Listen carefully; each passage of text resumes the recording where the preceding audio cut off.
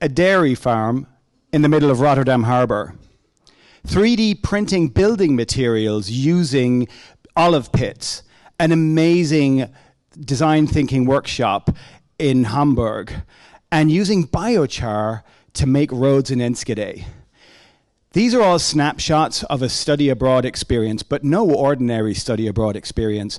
One that uses the very same methods that you all have been practicing in your projects back at home.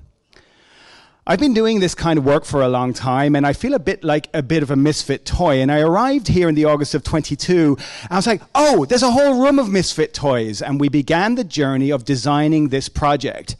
So last summer, my colleague and I, Rob Alexander, brought 13 students who spanned 11 disciplines all over the Netherlands and Germany, and we studied circular economy. And students did a whole range of projects and brought them back home, and it all started here. We first of all started with students online because we wanted them to collaborate really intensively while they were here, so we did a lot of the content online first. Then, when we got here, we had the green beating heart of the experience, which was the Responsible Futuring Workshop, which is a way for students to think about a world in the future and design backwards from there. And then students created their own projects for back home at James Madison University, such as a recycling lunch materials project, which the students decided to present to the dining services at our university. So, was it good? Yeah, it was a good experience, but it was really intense. And it was intense because study abroad is already a full-on experience for students as they get used to a new culture. But then you add the kind of high-impact experiences that we're providing them through the kinds of design and innovation methods, and it was a lot to take on. And we've got ways of thinking about how we might give it a little bit of a more relaxed vibe the next time we do it. But we're also thinking, if we all dropped out of the equation, those of us in the room that organized the event, would it actually happen? And I don't think it would. So we really have to think about how we're going to bring this forward, because global education is really important. We need to be able to teach ourselves and our students to create responsible futures.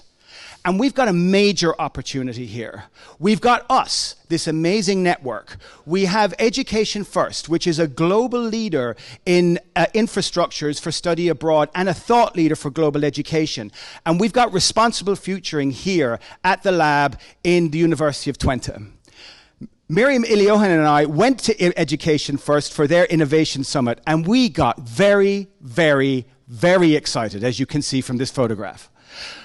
We talked about all sorts of ways of thinking about how we might scale the study abroad experience so it could be more cheaper and therefore more inclusive, and also how it would actually increase the impact of what we're able to do while abroad and also at home.